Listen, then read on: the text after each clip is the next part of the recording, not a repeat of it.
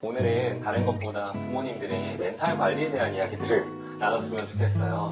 실제로 마음이 무너지는 일들도 참 많고요. 여러분들이 경험하는 느린아이를 키우면서 느끼는 그 감정들 저희도 동일하게 경험하게 됩니다.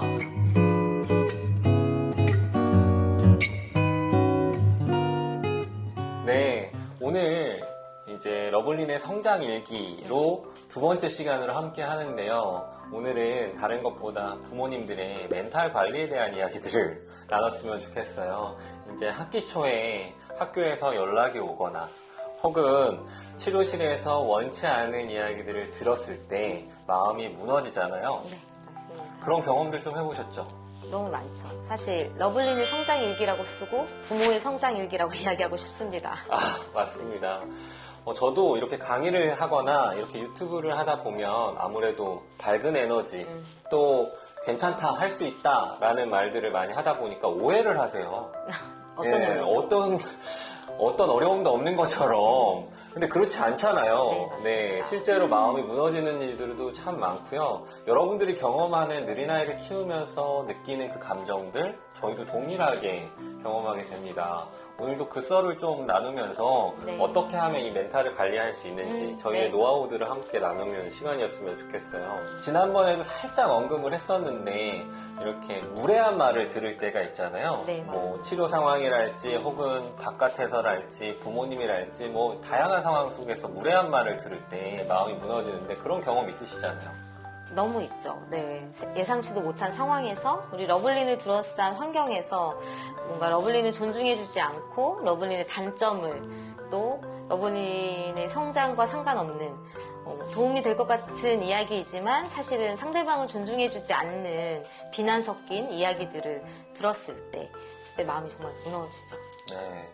이렇게 상담이라는 게 있잖아요. 그 상담을 할 때 어떤 방향을 가지고 목적을 갖고 있느냐에 따라서 언어의 강도가 조금씩 달라지는데 이제 아무래도 그 상담을 초등학교 선생님이나 중학교 선생님들이 하실 때 이제 긴장되는 상황 속에서 말 실수를 한다거나 혹은 우리 아이를 배려하지 않는 말들이 이렇게 튀어나오는 것을 부모가 느낄 때 그 마음은 참 무너지는 것 같아요. 그때 눈물 많이 흘리셨잖아요.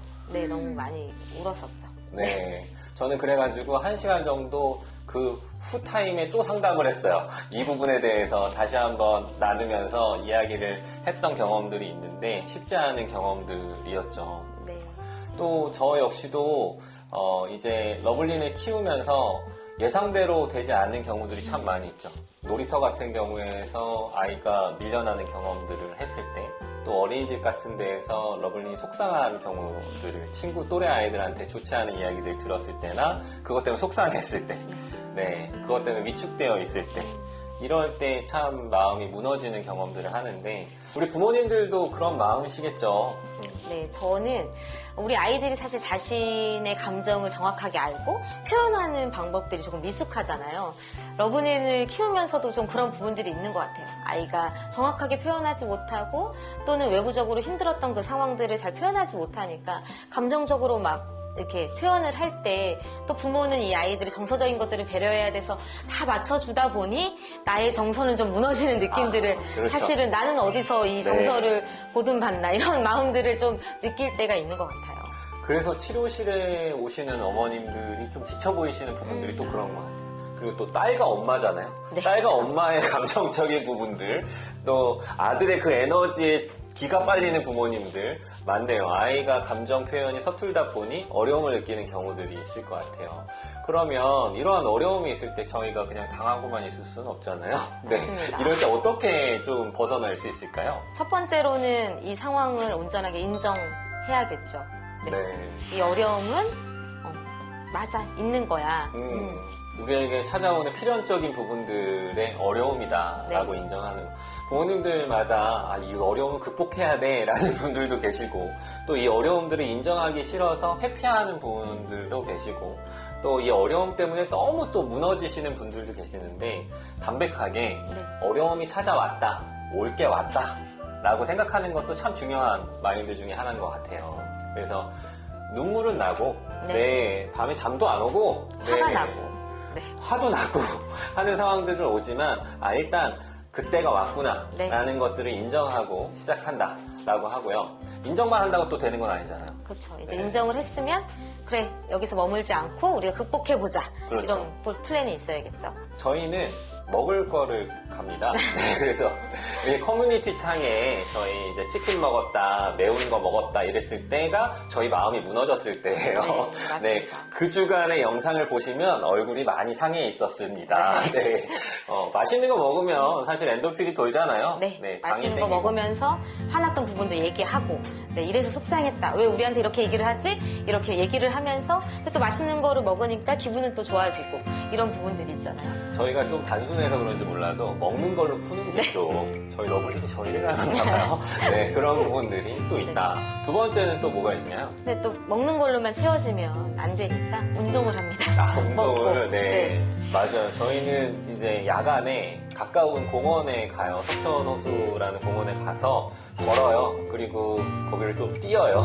그렇게 하면서 저희가 가지고 있는 밸런스들을 조금 맞추려고 노력하는 거예요. 사실 이 유튜브도요, 놀랍게도 그 석촌호수에서 이루어지는 거예요. 네, 그쵸? 맞습니다. 저희가 걸으면서 우리 러블린 이렇게 진단받았는데 우리는 앞으로 어떻게 살아가지? 이렇게 밝게 걱정하면서 얘기했다고요? 아니죠. 네. 어떡하지?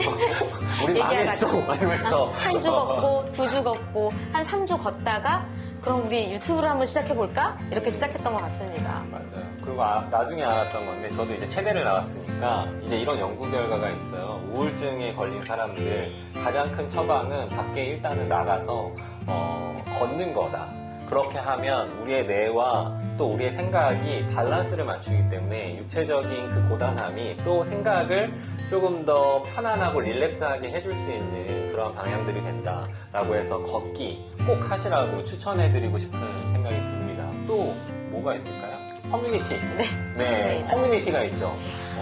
이 힘듦은 사실은 우리끼리는 해결될 수 없고, 근데 그 마음을 공감해주고, 그래, 너도 그래, 나도 그래. 이렇게 같이 이야기 나눌 수 있는 사람이 몇 사람만 있어도 사실 그 마음들이 많이 누그러지잖아요. 그렇죠. 이제 커뮤니티나 또 이렇게 경계를 걷다 유튜브를 보시면 같은 아픔을 느끼는 사람들이 있다. 그리고 그 속마음들을 나눈다.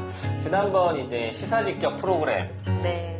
마치고 나서 마음이 너무 힘들어서 걷기를 하고 또 거기 커뮤니티 글에다가 조금 제가 남겼는데 네. 많은 사람들이 공감해 주시고 또 그러다 보니까 토닥토닥 하는 힘도 좀 생기고 빨리 그 자리를 좀 벗어난 것 같아요. 네, 맞습니다. 또 저희 같은 경우에는 러블리는 입양으로 만났기 때문에 입양을 해서 느린아이를 키우고 있는 부모님들과 커뮤니티가 있잖아요. 고순도시 사람. 네, 그곳에서 그냥 이렇게 줌을 켜놓고 서로 인사만 해도 눈물이 나는 서로의 마음을 너무 잘 알고 있기 때문에 그런 게 아닐까 너무 위로가 됩니다, 사실. 네, 우리 부모님들도요, 그러한 어려움이 있을 때 함께 속마음을 털어놓을 수 있는 커뮤니티가 필요하다. 네. 이건 경험해본 사람만 알거든요. 예, 그렇기 때문에 그런 커뮤니티들을 만들어 보시는 것도 추천해드리는 방법 중에 하나입니다.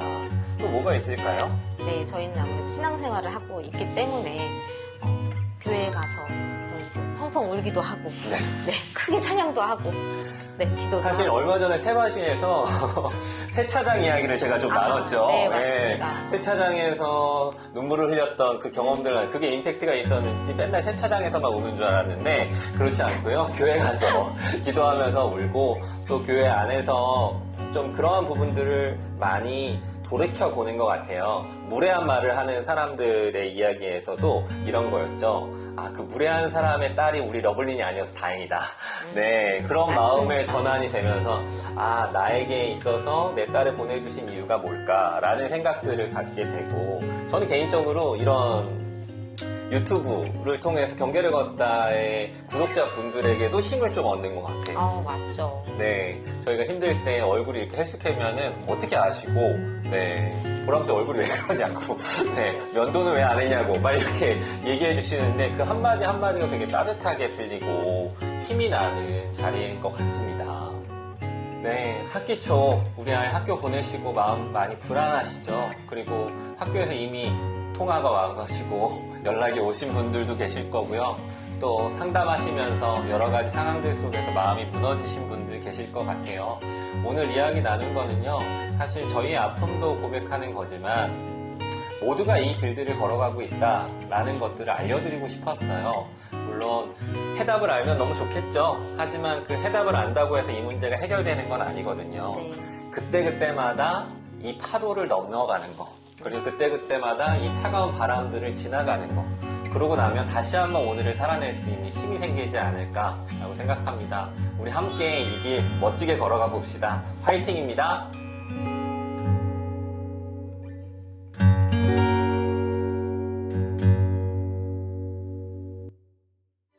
오늘보다 더 성장할 내일을 기대하며 여러분들과 함께 걷겠습니다. 저는 특수교사 보람쌤입니다. 좋아요와 구독은 편견 없는 사회를 앞당깁니다.